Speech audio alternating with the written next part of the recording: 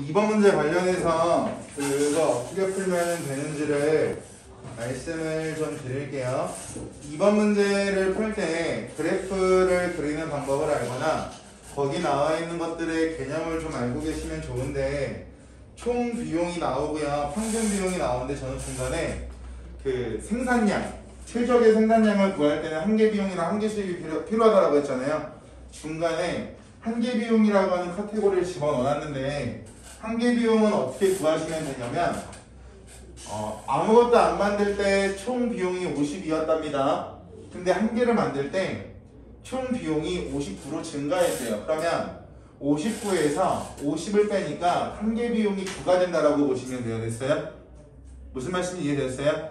그 아래 나와 있는 15가 나오는 게 된 것도 마찬가지, 여기서 여기를 빼니까 15가 됐겠네요. 그럼 이게 한계 비용 구하는 것은 빼기 하는 거니까 어렵지 않으시죠? 74 빼기 59가 15잖아요. 여러분 수학 잘하시니까 이 정도는 알고 계실 것 같아요. 더하기 빼기는 할 줄 아시잖아요. 왜 어려워? 한 6년 정도 내려가야 되는데 괜찮겠어? 알겠습니다. 그래서 앞에 나와 있는 단위가 증가할 때 이전 총 비용하고 빼는 게 한계 비용이 돼야 됐어요. 여기까지요? 여기서 말하는 평균 비용이라고 하는 건 아까 말씀드렸죠. 수익과 이익을 구할 때 사용한다. 똑같은 말 적어놓은 거예요. 손해라고 하는 말도 상관없고 이익이라고 하는 말도 상관없으니까 저건 똑같다고 보시면 되고요. 평균 비용은요, 거기 교재에 나와 있는 것처럼 59라고 나와 있는데, 얘는 한 단위를 생산할 때 총 비용이 59죠, 그죠? 이 두 개를 나누기해서 쓰면 돼요. 59. 무슨 말씀 이해됐어요? 그럼 두 단위를 생산할 때는 총 비용이 74래요, 그죠? 나누기 하시면 여기 몇이 와야 돼? 37. 이렇게 나와 있는 그래프예요. 이해갔어? 그러면은 평균 비용을 어떻게 구하냐면 총 비용하고 단위랑 나누기 하면 평균 비용이 된다. 그리고 한계 비용은 한 단위 생산할 때마다 늘어나는 차이값을 한계 비용이라고 한다. 무슨 말인지 이해됐어? 여기 나와 있는 그래프가 어떻게 형성되는지를 여러분들께서 방금 제가 말씀드린 방법대로 계산을 해보시면 되는데, 얘를 가지고 이제 그래프로 나타내면 좋을 것 같은데요. 일단 어디로 가시죠? 여기 갑시다. 5단위, 4단위, 4단위,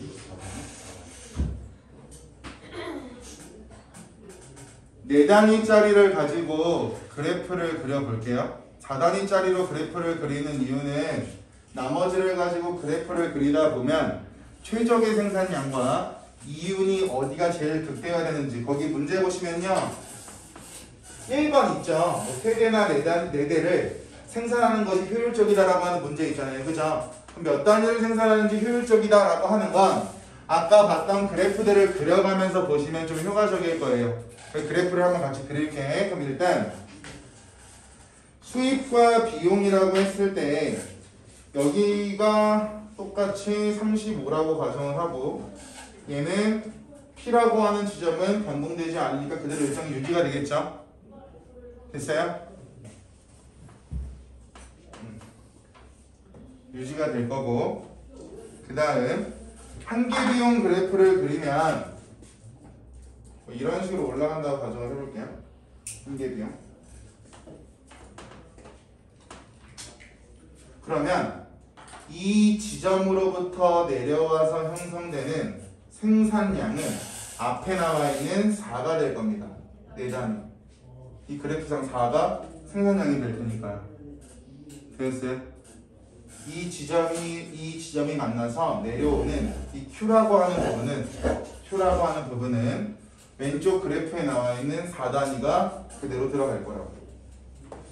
됐어? 그러면 한계 수익 곡선과 한계 비용 곡선이 만나는 이 지점이 4단위가 되고, 얘가 최적의 생산량이 될 거고, 얘가 극대화된 이익을 얻기 위한 지점이라고 하는 건 아까 봤던 내용을 그대로 적용시키시면 되겠죠? 됐어요? 지금 이 네모친 것으로 그래프를 그리고 있으니까 아래 나와 있는 생산량은 왼쪽에 있는 4단위를 그대로 적으시면 되고, 이 4단위라고 하는 건 한계 비용 곡선과 한계 수익 곡선이 만난 지점과 동일하니까 얘가 바로 최적의 생산량이면서 극대화된 이익을 얻기 위한 지점이 된다. 여기까지 지금 설명한 거예요. 그 다음에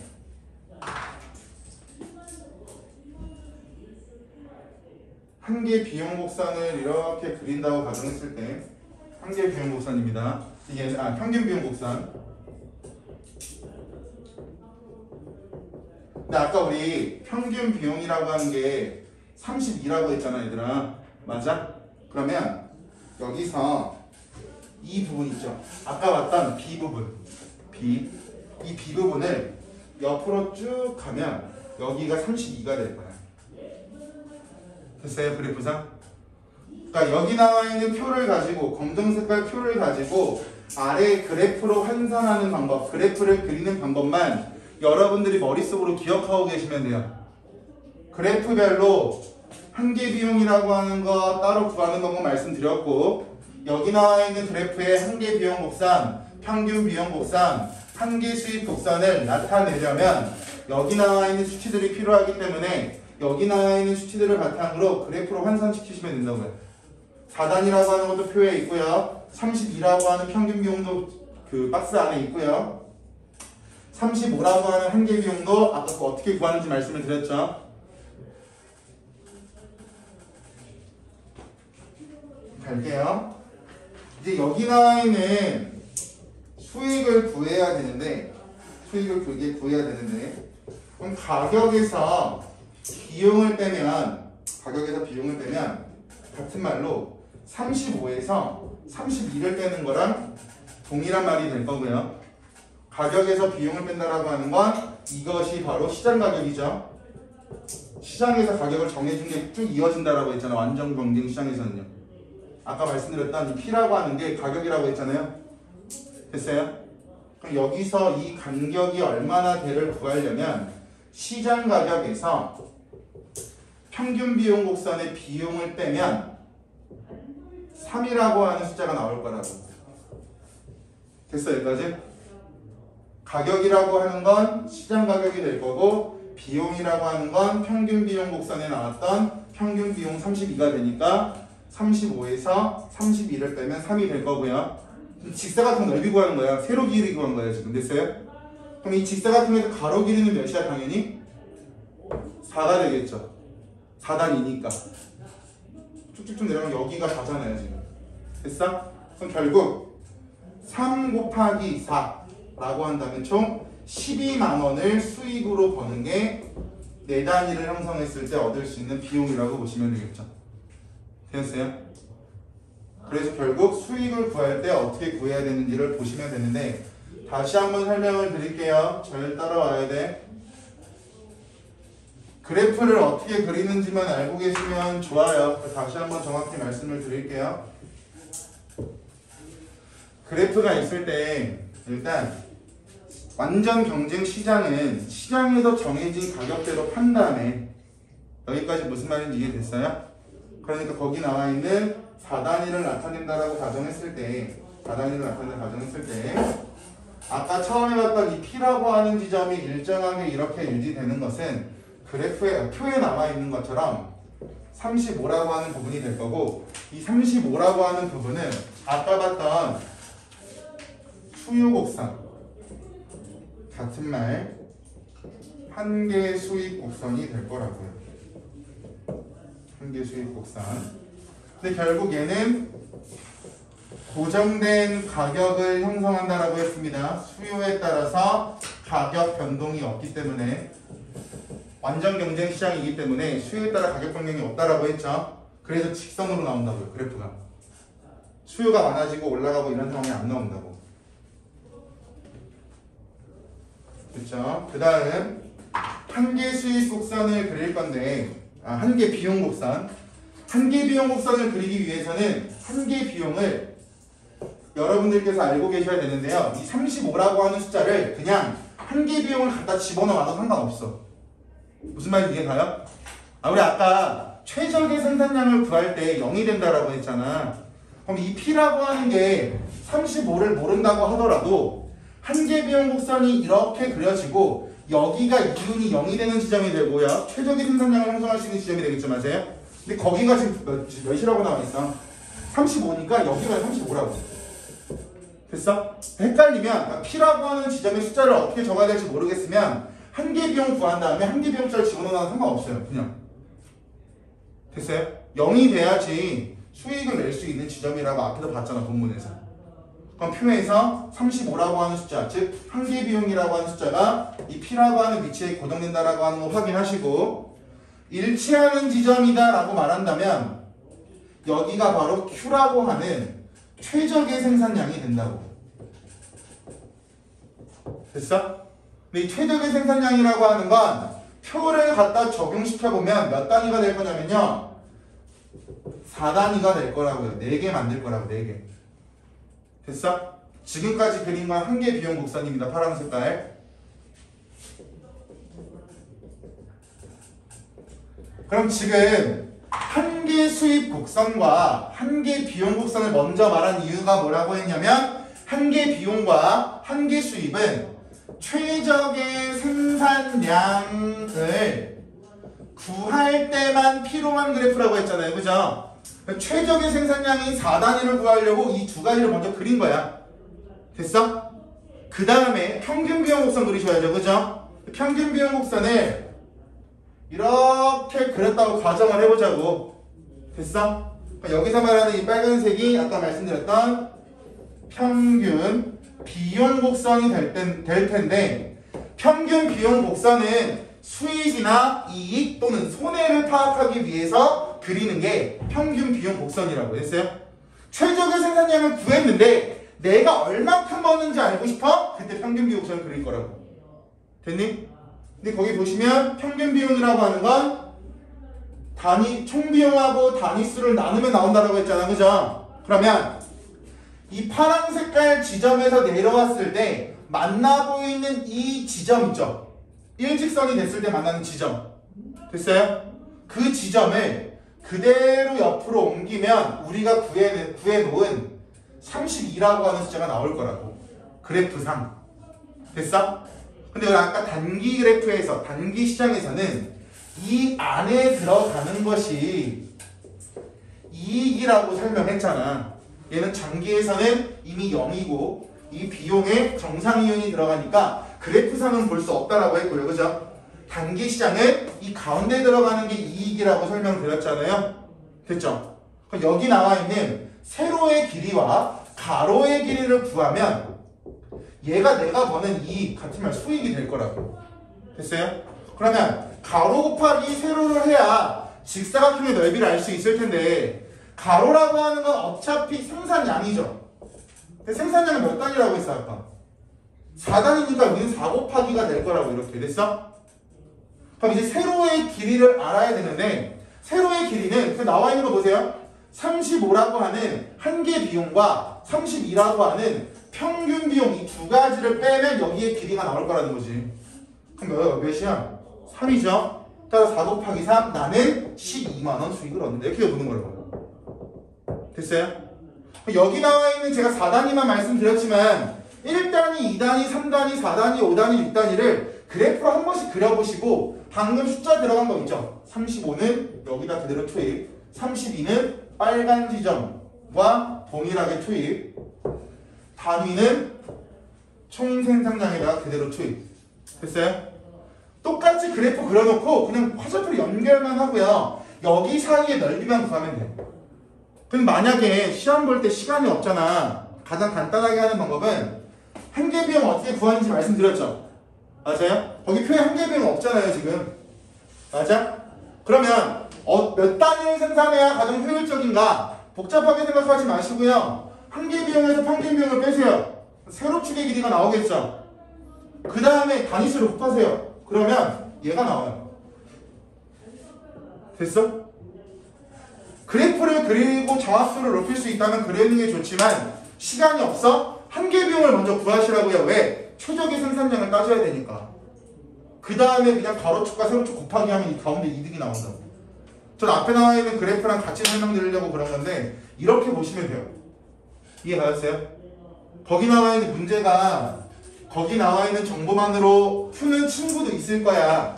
근데 한계 비용이라고 하는 말이 어차피 교과서에 나오기 때문에 한계 비용이라고 하는 말을 알고 계시고 한계 비용을 구하는 방법만 제가 추가로 말씀을 드리면 오히려 더 간단하게 끝날 수 있을 것 같아서 말씀을 드린 거예요. 치면 안 돼? 이거 괜찮아? 그 다음 부가가치세 잠깐 볼게요. 부가가치세. 부가가치세에서 뭘 보겠다는 거냐면 예를 들어 전단계세 공제법과 10% 부가가치세율을 적용하는 나라의 가불병이 가까운 나무공장 찾았어요. 129쪽에 아니야 128쪽에 아래에서 네 번째 줄 128쪽에 아래에서 네 번째 줄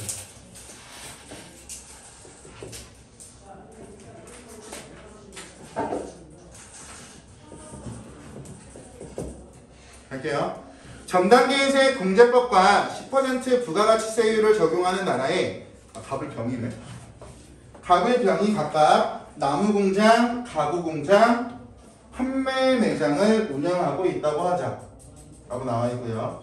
갑은 을에게, 을은 병에게, 병은 소비자에게 각각 매출액에 매출세액을 더한 110만원, 220만원, 330만원의 재화를 판매한다. 최종적으로 부가가치세는 소비자가 부담하게 되고 30만원은 가불병이 납부해야 할 부가가치세를 합한 것이라고 나와 있죠. 그죠? 설명 먼저 드릴게요. 기억을 떠올리셔야 되니까. 부가가치세는요, 납세 의무자가 내는 거야? 아니면 소비자가 내는 거야? 부가가치세 누가 내요? 소비자가 내요. 얘는 안 내요. 이해가요? 납세 의무자는 누구냐면요, 사장이야. 사업자, 사장. 됐어요? 여러분들이 지금 오늘도 소연이가 음료수 갖고 왔는데 저 음료수를 살 때 저 가격에 부가가치가 들어가 있을 거라고. 됐어? 그러면 공장에서 어떠한 물건을 만들었을 때 최종 소비자가 부가가치세를 부담을 해요. 됐어요? 그럼 일반적으로 부가가치세라고 하는 건 납세 의무자와 직접 그 세금을 내는 사람이 불일치하는 게 부가가치세가 될 겁니다. 됐어요? 이해갔어요? 여기까지요? 그런데 납세 의무자가 부가가치세를 내지 않더라도 얘는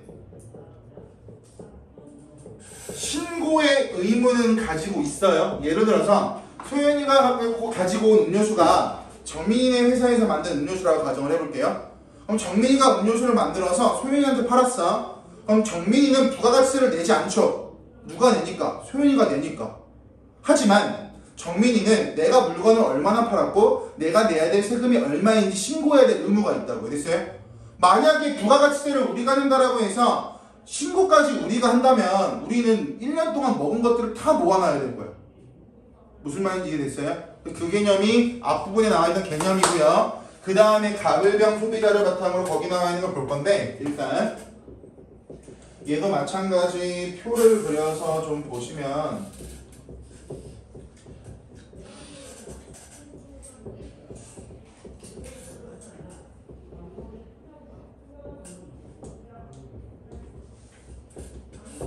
볼게요.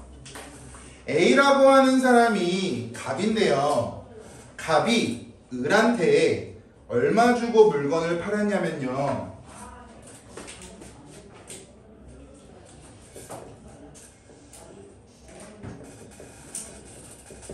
110만원을 주고 물건을 팔았대요. 110만원. 110만원. 잘 봐. 간다. 우리 아까 얘들아, 부가가치세는 몇 퍼센트 적용한다고 가정하고 왔어? 문제 예를 들어 몇 퍼센트의 부가가치세율? 10%. 그럼 여기 부가가치세가 10%라고 고정하는 건 문제가 되지 않네요. 거기 나와 있는 대로 따라가면 되니까. 됐어요? 잘 봐. 갑이 을한테 110만원에 물건을 넘겼대. 됐어요? 그러면 이 뒤 단계는 보지 말고 갑과 을의 관계를 봤을 때 부가가치세를 소비하는 건 지금 누구야? 부가가치를 내야 되는 건 누구야? 을이죠. 맞아요? 그럼 10%라고 하는 부가가치세를 역산시켜 보시면 결국 부가가치세는 10만원밖에 안 될 거야. 맞아? 110만원에서 부가가치세가 10% 붙은 거니까 당연히 10만원이 부가가치세가 될 거 아니야. 됐니? 그러면 갑이라고 하는 사람은 나무 공장을 하는 사람이니까 원재료, 즉 나무의 가격이 0원이었을 거고, 얘를 바탕으로 100만원짜리의 상품을, 즉 부가가치, 생산 요소나 노동력 같은 걸 투자해서 100만 원이라고 하는 부가가치를 창출했기 때문에 여기서 10만 원이 부가가치세까지 적용이 돼서 을에게 110만 원에 팔았을 거라고요. 됐어요? 원재료가 0원인데 잠깐만 이거 먼저 설명해야겠다. 부가가치세라고 하는 건 부가가치로부터 부여되는 세금이잖아. 무슨 말 이해가요? 그럼 110만 원에 팔았고 부가가치가 10만 원이면 부가가치는 100만 원이 될 거고 값은 원재료를 0원인 상태에서 100만 원어치의 값어치를 만들어냈다라고 산출할 수 있다는 거죠. 됐어요? 그래서 여기까지만 일단 세팅이 되면 뒤에 쉽거든요. 갈게요. 아래 나와 있는 이 부담자라고 하는 건 어떤 부담자냐면 부가가치세를 부담하는 사람이야. 됐어? 그럼 값과 을의 관계에서 부가가치세를 부담하는 사람은 누가 돼요, 얘들아? 값과 을의 관계에서 부가가치 누가 내? 10만 원. 을이 내죠. 소비자가 내는 게 부가가치잖아. 됐어요? 그럼 을이 낼 거라고. 얼마 내요? 10만 원 내죠. 여기까지 됐어요? 이제 다 하겠습니다. 납입자라고 하는 건 아까 말씀드렸던 거예요. 세무서에 신고하는 사람이에요. 세무서에 신고하는 사람은 아까 을이라고 했어? 갑이라고 했어, 얘들아? 갑이죠. 갑이죠. 얼마 신고할까? 얼마 신고할까요? 신고 가격은요, 내는 세금은요, 위에 나와 있는 10만 원과 동일해요. 똑같이 세팅하시면 돼요. 내가 10만 원만큼의 부가가치세를 얻었다라고 하는 건 나에게 이익이 돌아온다는 말이기 때문에 사업자의 경우에도 10만 원만 더 신고하면 돼요. 그럼 결국 여기서 이 110만 원은 부가가치라고 하는 100만 원 플러스 부가가치세가 적용된 110만 원이 되겠죠? 부가가치 100만 원과 부가가치세 10만 원을 더해서 110만 원에 을에게 넘겼다고요. 되었어요? 그럼 이제 을이 만든 건 이제 누구한테 팔 거야, 얘들아? 병에게 팔죠. 얼마에 팔았대? 220만 원에 팔았대. 됐어요? 그럼 갈게요. 을이 구매한 것의 원재료 가격은 얼마야? 110이야, 100이야? 원재료라고 하는 건 세금 다 떼고 얼마야? 100이죠. 원재료는 세금이 없는 상태여야 돼요. 세금을 다 떼야 돼. 됐어? 부가가치세가 아까 얼마라고 그랬어, 얘들아? 10%라 그랬어, 10%. 거기 어디 종이 어디 넣었어? 그러면 200만 원이라고 했을 때 220만 원이라고 했을 때 10%의 부가가치세가 더 붙은 게 220이잖아, 그죠? 그럼 당연히 또 역산을 하시면 부가가치를 100만 원, 즉 200만 원어치의 상품에다가 10%의 부가가치세를 붙여서 똑같이 부가가치세는 10만 원이 됐을 거야. 됐어? 부가가치에 대한 10만 원, 10%. 됐죠? 부가가치세라고 하는 건 부가가치에 부여하는 거라고. 됐니? 그러니까 부가가치세는 10만 원 고정될 수밖에 없죠. 됐어요? 그 다음 부담자 액수 갈게요.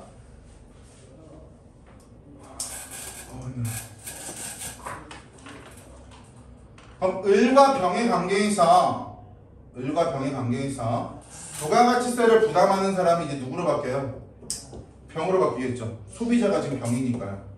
소비자가 병이니까.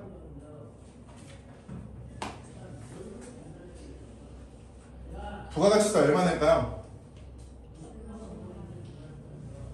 얼마 낼까? 얼마 낼까요? 일단 아래 거 먼저 할까요? 납입자는 누가 돼요? 을. 여기가 됐어? 그럼 갈게.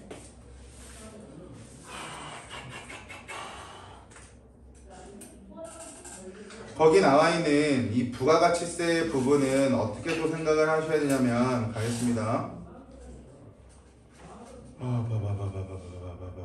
힘들어. 덥냐. 너무 더워. 에어컨 바꿔달라고 했는데 안 바꿔준 것 같은데. 아, 왜 이렇게 말을 안 듣지? 이러면 안 되지.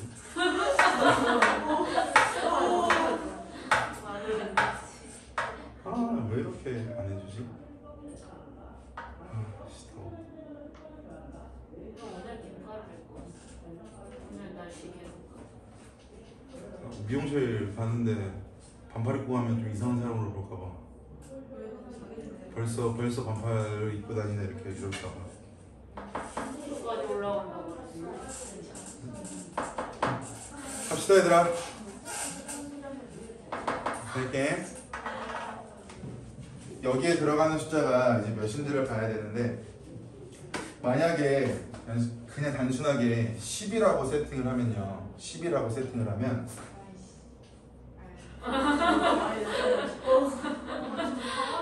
민경아 무섭다. 생각한 거 아니야? 220만 원이 나오지 않을 거야 산술적으로. 이게 210만 원이 나오겠죠, 내는 돈 자체가. 근데 잘 봐.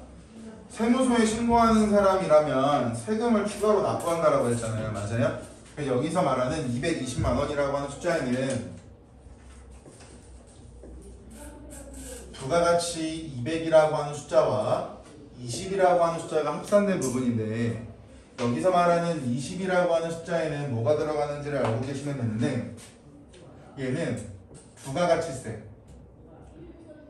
내가 부담해야 되는 부가가치세가 들어가 있을 거고요. 반면에 두 번째 거는 을이 내야 되는 세금이 포함된 가격이 될 거야. 여기서 말하는 부가가치세라고 하는 건 값을 위에 낸 세금을 부가가치세라고 설명할 겁니다.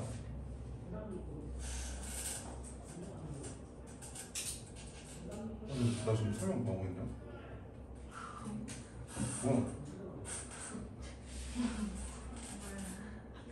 나 지금 뭐하고 있지? 왜 병이 나오지? 우리 갔다 왔어. 나 뭐하고 있어? 그래서 병원 가려며. 그래서 병 그 얘기하고 있었어? 죄송합니다. 도입 온거 같은데? 관심 고 알겠습니다. 세금은 부가가치세만큼 내는 거라고 했죠. 10만 원, 그죠? 아래 나와 있는 세금이라고 하는 거는 문제가 없을 거고, 그럼 결국 20이라고 하는 숫자는 을이 내야 되는 세금도 들어갈 거고, 값을 위해서 낸 세금까지 두 개가 동시에 들어갈 거 아니에요, 그죠? 따라서 여기의 숫자는 20만 원이 될 겁니다. 추가로 내가 내야 되는 금액이 들어가서 산술적으로 포함될 테니까. 그 다음 뒤에 나와 있는 걸 볼게요. C라고 하는 것은 그 다음에 병은 소비자에게 얼마에 판대요? 300만 원에 판다라고 나오죠, 그죠? 그러면 소비자는 결국 330만 원, 원재료가 300만 원이다 라고 하는 건 크게 어렵지 않을 거고요. 부가가치세 제외하고. 이 앞에 나와 있는 병이 원재료의 가격은 200만 원이 될 거고요. 부가가치세 제외하고 20만 원 제외하고, 부가가치 창출한 건 똑같이 100만 원이 될 거고, 이에 대한 부가가치세는 똑같이 10만 원이 될 거고, 병이 판매했을 때 부가가치세를 내는 부담자는 소비자가 될 거고, 신고해야 되는 사람은 병이 되겠죠. 그럼 병이 세무서에 신고해야 되는 세금은 10만 원으로 동일하다라고 했고, 나머지 모든 금액은 소비자가 부담을 해야 되니까 30만 원이 될 거야, 이렇게. 그래서 거기 나와 있는 것을 110, 220, 330이라고만 나와 있는데, 그걸 표처럼 만들어서 보면 결국 소비자가 30만 원이라고 하는 부가가치세를 모두 부담하게 되는 주체라고 보시면 될 것 같습니다. 그 정도를 가지고 보시면 될 것 같아서 말씀을 드렸어요. 거기 나와 있는 표에서 110만 원, 220만 원, 330만 원 아래 최종적으로 30만 원의 부가가치세는 소비자가 부담하게 되고, 330만 원 내고 사기 때문에 최종 소비자가 30만 원이라고 하는 부가가치세를 소비하게 되는 거고, 그리고 이 30만 원은 가불병이 내야 될 부가가치세 10만 원, 10만 원, 10만 원을 모두 합한 금액이다라고 말하는 게 위에 나와 있는 표랑 거기 나와 있는 본문을 연결 지으시면 소화가 가능하실 것 같습니다. 학교에서 이 부분을 더 쉽게 설명할 수도 있고요. 계속 표를 그려서 말씀드리는 이유는 눈으로 가시적으로 보시는 게 좀 좋아요. 그래서 이거는 문제 풀면서 여러 번 보시는 게 좋을 것 같으니까 그 부분은 문학 공부 끝나고 독서 문제 배부할 때 추가로 한 번 더 문제 해설을 도와드릴게요. 아시겠죠? 문제를 어떻게 나오는지 아시겠죠?